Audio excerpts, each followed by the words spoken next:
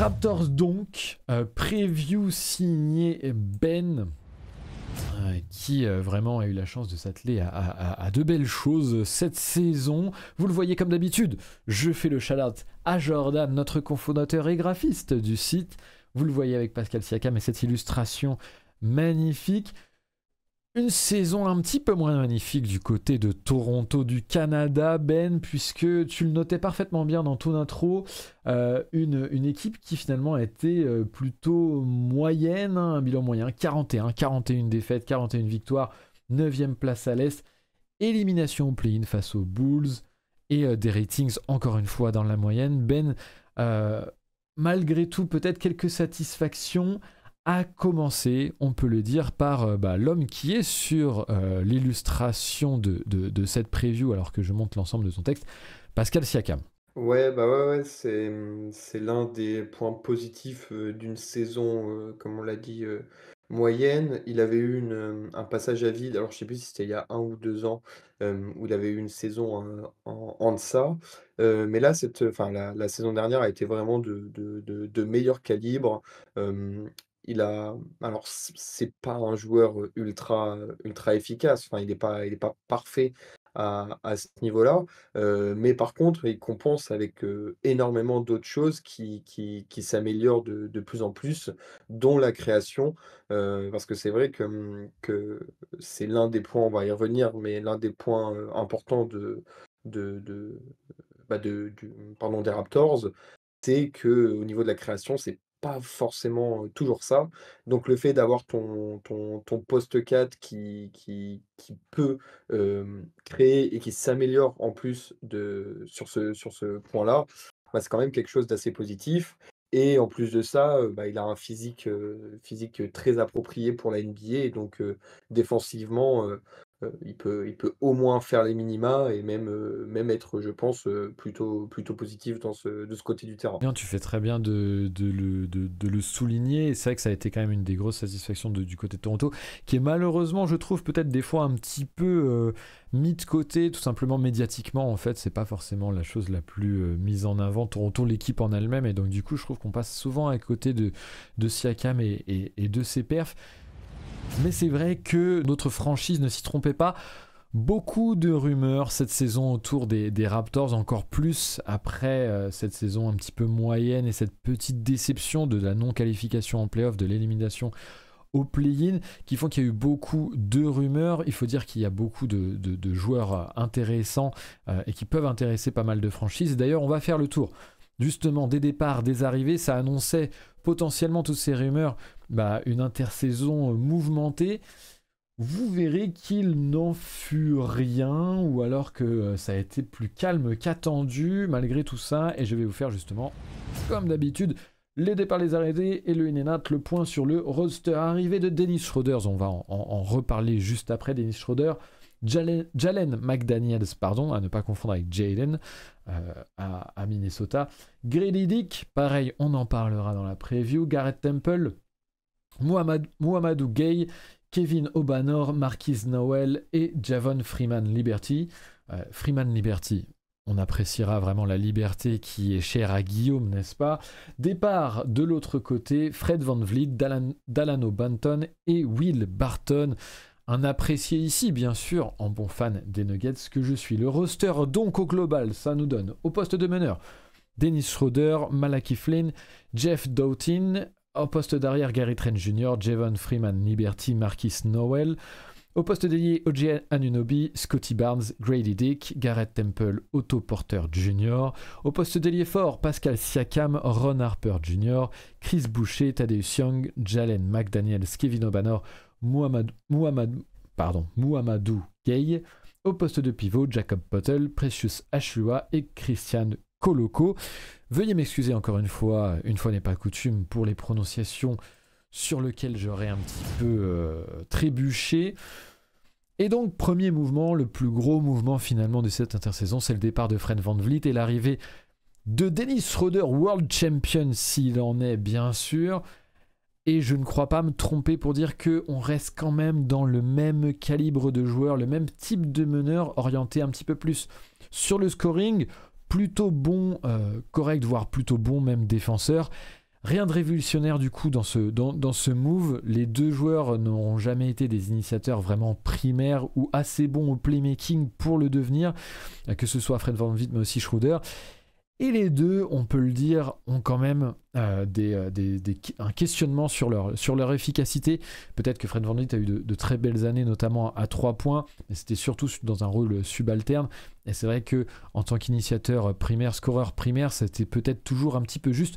On risque de retrouver les mêmes qualités, les mêmes défauts avec Schroeder, et donc peut-être pas de grande révolution.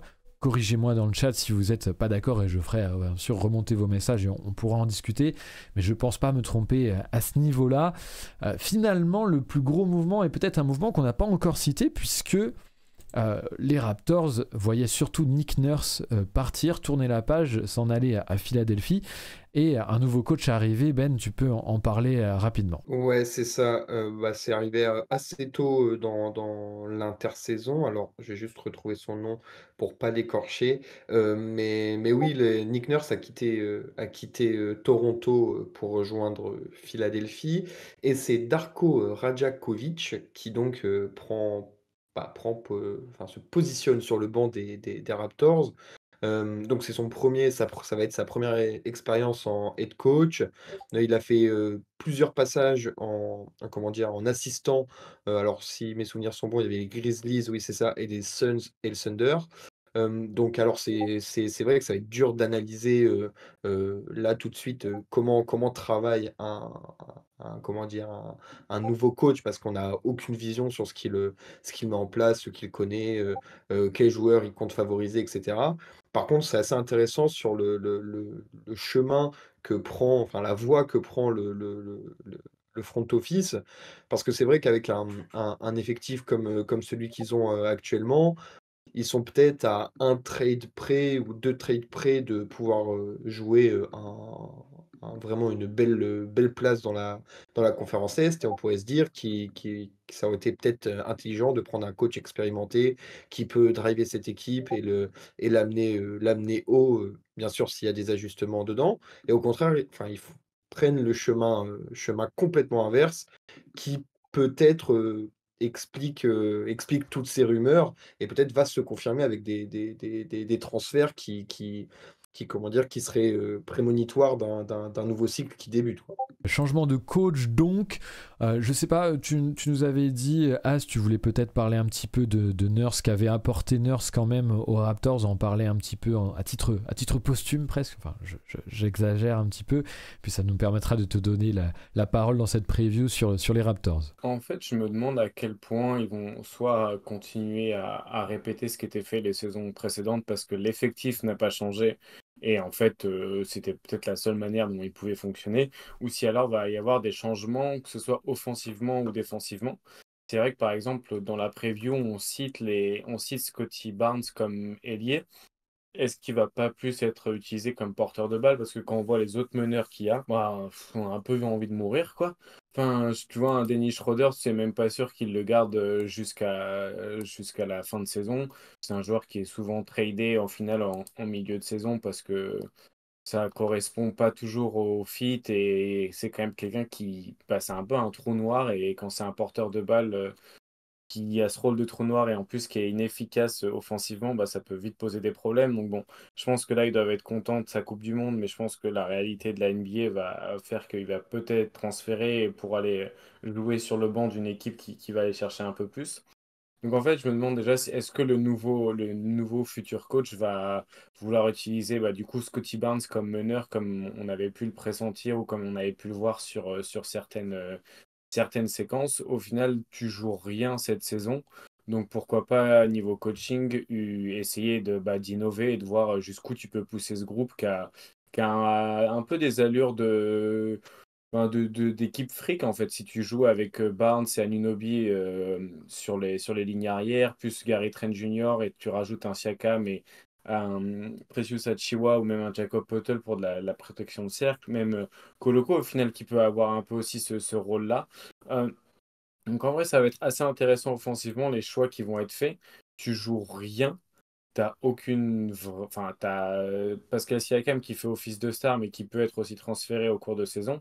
En fait, le seul truc que tu es sûr, c'est Scottie Barnes et son développement que tu as envie de pousser le plus loin possible. Donc, à voir comment ils vont l'optimiser ou essayer en tout cas de voir les limites de ses capacités. En plus, tu as Grady Dick, du coup, qui arrive dans ton effectif, que tu vas pouvoir faire jouer beaucoup. Enfin, quand on voit les ailiers derrière Anunoby et Barnes, il reste le rookie, du coup, et Garrett Temple et Otto Porter Jr. Deux joueurs dont on n'avait aucune idée qu'ils étaient encore NBA au final. Donc, je me demande un petit peu comment ça va se passer offensivement par rapport à ça. Et défensivement, on avait des équipes du coup de Toronto qui avaient une grosse identité défensive avec depuis 2019, en fait, c'est les meilleures équipes pour forcer les turnovers. Donc c'est une défense qui est très agressive sur les porteurs de balles. Est-ce qu'ils vont vouloir garder ça ou est-ce que c'est pas forcément quelque chose qu'ils vont forcément réitérer avec le nouveau coach? Est-ce qu'il va y avoir des nouveaux systèmes défensifs? Est-ce qu'ils vont plus utiliser Poeltl justement comme défense, enfin comme avec ses atouts ou est-ce qu'ils vont continuer à essayer de faire du switch all et du coup Poeltl devient un petit peu plus inutile et est-ce qu'il y aura une volonté de le trader au final et de récupérer des assets grâce à lui et aussi quel type de tir ils vont continuer à laisser aux adversaires. En fait là sur les dernières saisons ils ont laissé énormément de 3 points aux adversaires. C'est parmi les équipes qui laissaient la plus grosse fréquence à 3 points aux adversaires. Et même l'année dernière, au cercle, ils ont laissé pas mal de fréquences. Donc, c'était vraiment agressif sur le porteur de balle, mais ça allait pas. Enfin, c'était voilà l'identité de l'équipe et qu'utilisait du coup ses forces en présence. Mais du coup, Ben notait aussi à par voir ce que rapport ça va à, donner des deux côtés du terrain. Ben aussi notait par rapport à ça, cette défense qui avait aussi l'aspect transition. L'agressivité, Mm. elle permet de donner aussi du moteur dans la transition. Et ça permet un peu à l'offense aussi des Raptors d'affleurer parce que il y a deux soucis dans l'offense des Raptors qui est et la création et le 3 points. Donc on reparlera de Grady Dick un petit peu. Mais à côté de ça, voilà, c'est intéressant de nous dire, parce que Mike nous dit Darko a une philosophie à l'opposé de Nurse. Mouvement de balle, rotation large, très proche des joueurs. Défensivement, Darko a dit ses priorités, c'est défendre la peinture et les corners 3 en priorité. Chaud Patate nous a rejoint, on le salue dans le chat. Bienvenue à toi, ça nous fait plaisir de t'avoir avec nous. On avait aussi quelques précisions, d'autres précisions. Pour le côté offense du terrain, cette fois-ci, de la part de Mike, Scottie Meneur, c'est le plan. Schroeder, très proche de Darko, il est venu pour lui, a priori, ou au moins en partie pour lui, j'imagine. Et Quentin qui nous, bien sûr, nous rappelle Schroeder, MVP de la Coupe du Monde. Un petit peu de respect pour peut-être le meilleur joueur du monde. Au-delà de la blague, moi, par rapport à l'offense, on parlait du fait qu'il y avait un plafond clair et connu à cause, entre autres, de la création. On n'a pas réglé ce problème-là en termes de personnel, puisque on l'a vu, Schroeder avait le même profil que Fred VanVleet à ce niveau-là, en termes de... C'est pas un créateur pur, c'est plus un combo, un scoreur, un défenseur aussi également, et il y a toujours eu du mal quand même sur le playmaking au global, c'est pas sa qualité première. On a Pascal Siakam qui joue le playmaking, qui joue plutôt bien d'ailleurs pour son playmaking. Ben le note très bien dans sa preview et je vous inviterai à aller voir les chiffres et les stats du coup dans la preview de Ben qui sera disponible bien sûr sur YouTube en commentaire et que je vous envoie tout de suite dans le chat. Et il y a le pari Scottie Barnes, certes. Parier avec Scottie Barnes, ça veut aussi dire laisser la place à l'erreur et ça veut aussi dire potentiellement mettre du temps à voir le playmaking se développer chez ce joueur-là, puisque c'est toujours quelque chose qui, je trouve, est très difficile à développer, le playmaking chez les joueurs. Ça prend forcément du temps et c'est surtout, je trouve, peut-être la chose qui, s'il n'y a pas le talent de base, ça n'éclot jamais. Alors, il a prouvé qu'il avait le talent. Jusqu'à quel point est-ce que ça peut devenir vraiment un initiateur élite? J'ai quelques doutes, d'autant plus que en termes de shoot, notamment extérieur, c'était l'interrogation depuis sa draft et on a eu une plutôt bonne saison la première et peut-être une saison un petit peu moins bonne la saison passée. Ça reste quand même assez de l'interrogation, et même si le plan est pour Scottie Barnes, ce qui semble assez logique, puisque c'est peut-être le plus gros talent derrière Siakam, ça dessine plutôt une trajectoire assez claire vers du développement pour cette franchise. Et ça nous amène peut-être à la draft de Grady Dick. Et puis ça va me permettre aussi de changer d'écran afin de vous montrer bien sûr le profil envergure du jeune qui nous vient de Kansas, du jeune freshman qui nous vient de Kansas. Je vais pouvoir la partager bien sûr. Encore une fois, elle sera disponible dans la description YouTube. Je vous conseille également le podcast de nos amis envergure qu'on salue et qui font un énorme taf comme d'habitude sur tous les prospects, et on vous enjoint à lire leur travail bien sûr et à les écouter du coup en podcast. 13e choix de draft donc pour les Raptors avec Grady Dick, qui a un nom à être accueilli en héros au Blind Pig, on peut le dire. C'est avant tout un shooter, un énorme shooter qui apportera du coup ce spacing aux Raptors qui en ont besoin depuis quelques années. C'est donc un shooter qui est très intéressant puisque alors beaucoup en catch and shoot, surtout en catch and shoot, mais pas forcément que du catch and shoot stationnaire, beaucoup de catch and shoot aussi en mouvement, hors sortie d'écran, beaucoup de polyvalence, off-screen, dans des systèmes, un joueur d'ailleurs très intelligent dans ses mouvements. Tout à l'heure Mike nous parlait justement de la philosophie potentielle du jeu du nouveau coach du coup qui va pouvoir mettre sa patte là-dessus, et il devrait correspondre le rookie à cette philosophie-là dans le mouvement et apporter beaucoup de spacing. Il a aussi peut-être sur l'attaque du close-out, il est plutôt bon pour la relocalisation sur quelques dribbles afin de notamment mettre des défenseurs qui sauteraient puisqu'il est très bon shooter, donc les défenseurs ont tendance à se jeter un petit peu sur lui. Il est très bon pour effacer ces joueurs-là avec un ou deux dribbles dans l'espace afin de re-shooter à 3 points sur le côté, les side steps, ce genre de choses-là. Un peu plus faible dans l'attaque du close-out sur le dribble. C'est la faiblesse de ce profil-là, un profil de toute façon qu'on attendra plus sur la finition, plus à côté d'autres joueurs. On va pas le voir forcément trop dribbler. Il a peut-être aussi un léger manque de physique pour notamment finir au contact. Il finit il cut plutôt pas mal, mais il cut plutôt bien en profitant de sa gravité.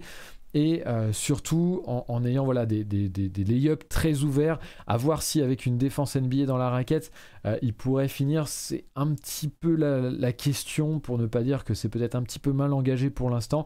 Il y a du développement en tout cas à avoir de ce côté-là pour vraiment en faire un joueur qui pourra sanctionner et à 3 points et à l'intérieur. Ce sera peut-être un petit peu limite pour l'instant à l'intérieur, mais on a un joueur qui est très intelligent et surtout qui a cette intelligence aussi de l'autre côté du terrain en défense, puisqu'il est plutôt très intelligent sur ses rotations, qu'il a aussi des armes intéressantes dans la défense on-ball. Il est plutôt bon notamment sur les contres pour un ailier arrière. Il sait plutôt bien se placer et faire parler son athlétisme là-dessus. Alors c'est à vérifier encore dans le jeu NBA, mais voilà, ça reste un défenseur qui pourra être sans doute correct, notamment dans les rotations défensives, correct, voire bon. Et ça c'est plutôt bon pour un rookie, parce que c'est souvent la difficulté, encore plus pour des shooters et peut-être un profil un peu plus frêle physiquement sur lui. Donc voilà, c'est un petit peu tout ce que j'aurais retenu de son profil, mais bien sûr, encore une fois, je vous enjoins à aller un petit peu plus loin pour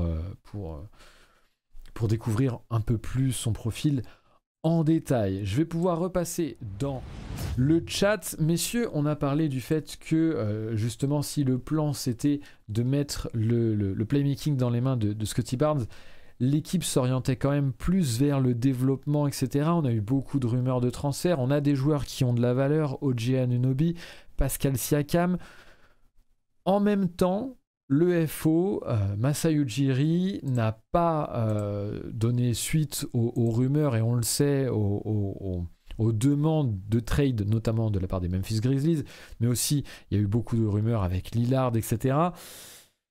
Quel est vraiment le projet à Toronto ? Est-ce qu'il y a vraiment une volonté de changer de cycle ? Est-ce qu'il y a les moyens surtout de développer Scottie Barnes et d'avoir des ambitions ? Ben, qu'est-ce que tu penses de ce projet au global ? C'est vrai que c'est dur à estimer parce que, en fait, je pensais que l'été donc 2023 était le bon moment pour, faire un choix, dans un sens ou dans l'autre. Par contre, je j'ai encore des notifications alors que j'avais tout coupé, donc excuse-moi. On n'entend pas, t'inquiète pas. Mais oui, donc en fait, je pensais qu'il fallait faire qu'ils allaient faire un choix dans un sens ou dans l'autre et en fait, ils ont fait aucun des choix. Ils ont pas renforcé l'effectif en faisant un blockbuster trade, pour se dire, un peu dans l'idée de 2019, voilà, on tente le coup sur 1 an et on pète tout l'année prochaine si ça passe ou que si ça passe pas. Ils ont pas fait ça et ils n'ont pas non plus tout cassé avec les joueurs assets qu'ils avaient. Parce que ce que je regardais, c'est que, été 2024, Siakam, il est free agent. OG Anunoby, il est comment dire? Il a une player option, je crois, à 19 millions donc il va sûrement pas prendre pour, prolonger pour faire pour avoir un contrat plus long. Gary Trent, free agent et puis tous les vieux, Thaddeus Young, Otto Porter, Garrett Temple, free agent. Ça veut dire qu'il y a la majorité de l'effectif qui peut bouger, et donc en fait, s'ils les avaient tradés cet été à la place d'attendre la trade deadline, ils auraient sûrement eu des assets, beaucoup plus intéressantes en retour. Donc c'est vrai, c'est un peu une position que j'ai du mal à comprendre, un peu excuse-moi de l'expression, mais le cul entre 2 chaises et c'est comment dire? C'est bizarre. Et c'est bizarre d'autant plus que, comme tu le disais, pas mal de free agents à venir. Et donc, du coup, aussi l'objectif de ne pas les perdre, enfin de ne pas perdre en valeur en ne les tradant pas avant qu'ils partent pour rien finalement. Donc c'est d'autant plus étrange. Alors après, Mike nous dit c'est impossible à estimer, ils n'ont même pas fait le choix, ou du moins les Blazers en ont décidé autrement. Alors ça c'est par rapport à Lillard. Effectivement, hein, c'est toujours compliqué aussi de savoir ce qu'il en a été des offres ou non, etc. On est nombreux à pas comprendre où les Raptors vont, nous dit assez parlé de moi.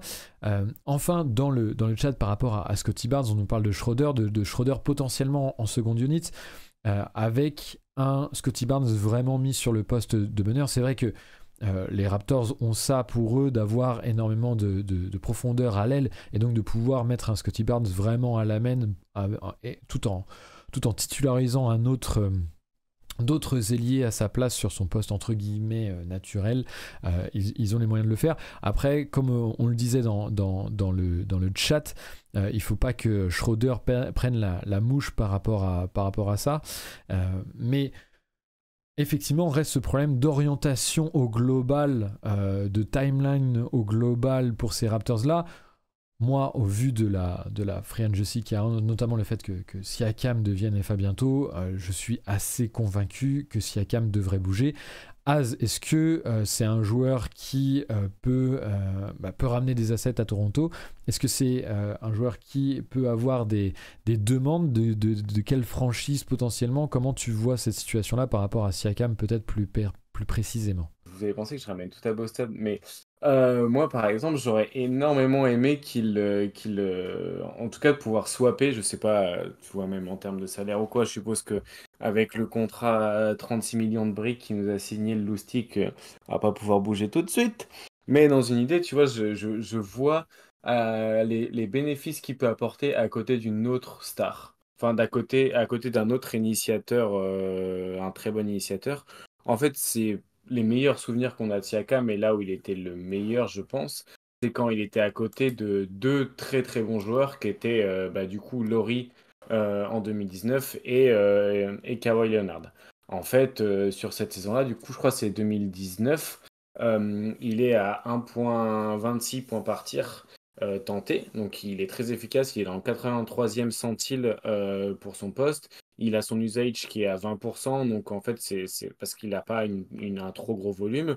Et en fait, depuis que Leonard est parti, même Elori a décliné puis est parti, en fait, il a augmenté de volume, il est passé sur les 28%, mais son efficacité a dégringolé.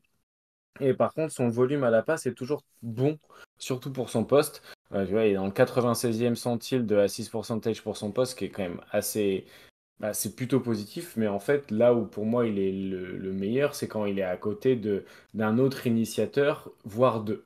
pense que maintenant, avec les progressions qu'il a fait, un seul très bon initiateur, ça suffirait. Et en fait, des équipes potentielles qui pourraient aller le chercher pour moi, du coup, ce serait une équipe qui aurait besoin tu vois, d'un second, d'une seconde arme offensive qui soit capable de très bien défendre. Et c'est un peu ce que je peux imaginer qu'une équipe puisse trader pour lui.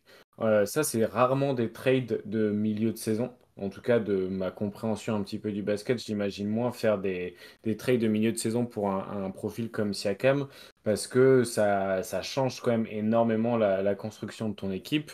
Tu vois, enfin, pour lâcher assez d'assets pour pouvoir récupérer Siakam, ça va complètement changer la physionomie de ton équipe. Et si tu le fais en milieu de saison, c'est que tu joues pas non plus le plus haut, le plus haut et le Graal, quoi.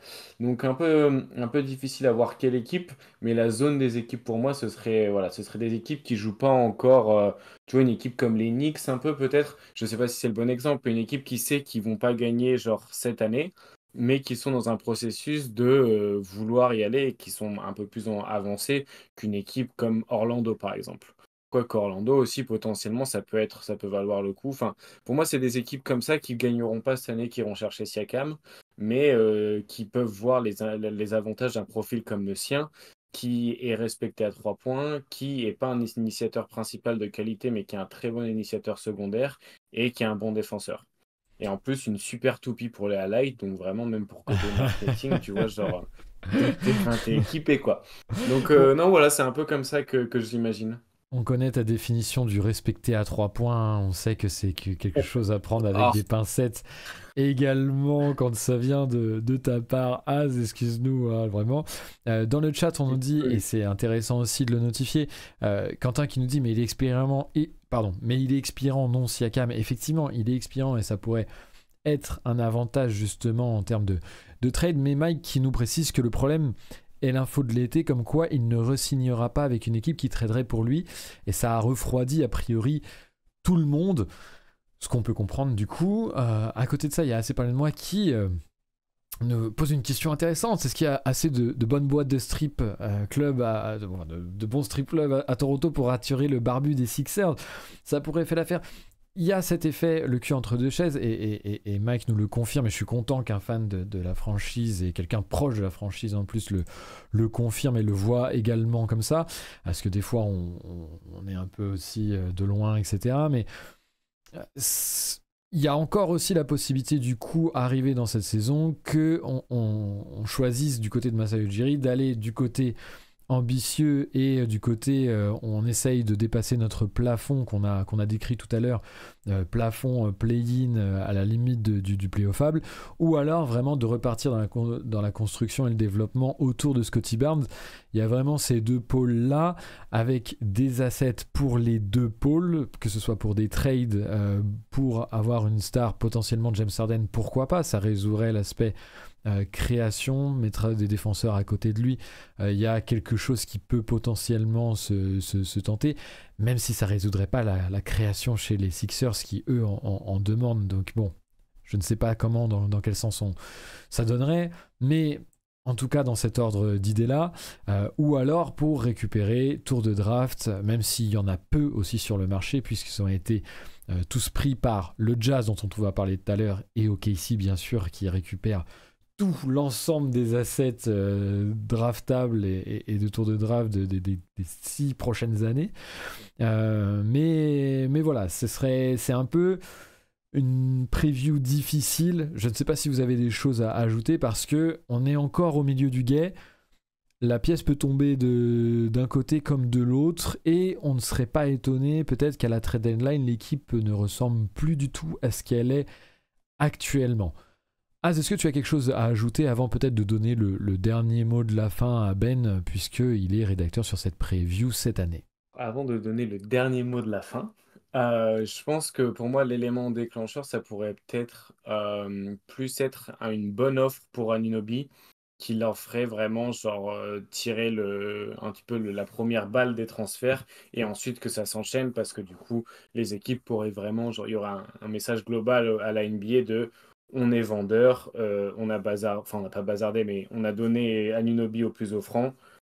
si vous voulez d'autres choses chez nous, bah voilà, faut venir faire des enchères. Pour moi, celui qui a le plus de valeur dans un trade de milieu de saison, ça va être Anunoby. Et donc ça passera peut-être par là. Après, pour moi, difficile à dire qui c'est qui sera pas tradé. Je vois que Scotty Barnes à la limite où ils vont vraiment tenter le point guard position pour lui toute la saison et voir ce que ça va donner. Et pour moi, le reste, tout peut être bazardé, donc on verra. Ben, est-ce que tu es d'accord avec Az? Et puis, qu'est-ce que tu aurais peut-être à ajouter sur cette preview avant de passer à la suite? Ouais, bah, plutôt d'accord avec Az. Juste pour rebondir sur ce qui a été dit un peu plus tôt, parce que je suis en train de régler mes soucis de Discord, mais sur le cas Siakam, euh, il y a pas mal de rumeurs qui circulent autour d'un. Enfin, je sais pas si elles sont fondées ou si c'est juste de la trade machine, mais autour pour l'envoyer à Atlanta. Et par exemple, je trouve que ça serait une superbe idée, quoi. Dans l'idée, le voir à côté de Trae Young, je pense que c'est ce qui peut lui arriver de mieux, pardon, dans l'idée. Mais oui, pour conclure, on va voir, c'est sûr qu'il va y avoir des trades. On va voir dans quel sens ils vont aller, quoi. Parce que, comme on le dit, il y a le cas Harden qui plane un peu sur toutes les franchises qui recherchent un créateur. Mais s'il coûte trop cher ou si le début de saison est un peu mauvais, bah, comme l'a dit Az, ça peut vite dégoupiller et en quelques jours, il y a la moitié de l'effectif qui peut se retrouver partout dans la ligue. Parce qu'en fait, c'est ça qui est assez intéressant, c'est qu'ils ont énormément de profils, bah, fonctionnels et intéressants. Il y a pas mal de joueurs, peu importe le poste, qui apporteraient immédiatement dans beaucoup d'équipes et qui feraient passer, pas forcément un step, mais qui apporteraient soit de la profondeur ou soit une nouvelle, fonctionnalité, si je puis dire, à l'équipe qui tradera pour lui. Donc je pense, le téléphone de Masai, il doit sonner non-stop, non-stop depuis quelques mois et c'est pas prêt de s'arrêter, je pense. Vous l'aurez compris, une franchise un petit peu au milieu du game malheureusement et une résolution qui sera attendue cette saison, qui devrait tomber cette saison, quoi qu'il arrive, puisque ne pas perdre Siakam pour rien sera certainement quand même le juge de paix, en tout cas l'élément déclencheur pour Masai Ujiri, qui on le sait ne fait pas grand chose gratuitement quand même, hein, et puis a le nez fin, en tout cas jusqu'à maintenant. Alors on peut peut-être du côté de Toronto lui faire confiance une dernière fois. Messieurs, est-ce que vous voyez quelque chose à ajouter? Je pense qu'on peut peut-être passer à la suite. On va remercier beaucoup surtout les interventions de Mike, hein, dans le chat. Et en profiter pour vous inviter, pour ceux qui regarderaient cette preview sur YouTube, à venir sur notre Twitch, hein, bien évidemment, ce sera tous les soirs de la semaine pour le restant de nos previews. Ça nous permet notamment d'avoir des fans, mais aussi des journalistes et des proches de la franchise aussi, encore mieux quand c'est ce cas-là, mais aussi des fans pour des franchises concernées, pour nous donner peut-être plus de précision que ce qu'on pourrait avoir, aller un petit peu dans l'approfondissement de ce qu'on pourrait dire nous. C'est toujours enrichissant pour nos previews et c'est à ça que sert le live, donc n'hésitez pas à passer sur le Twitch.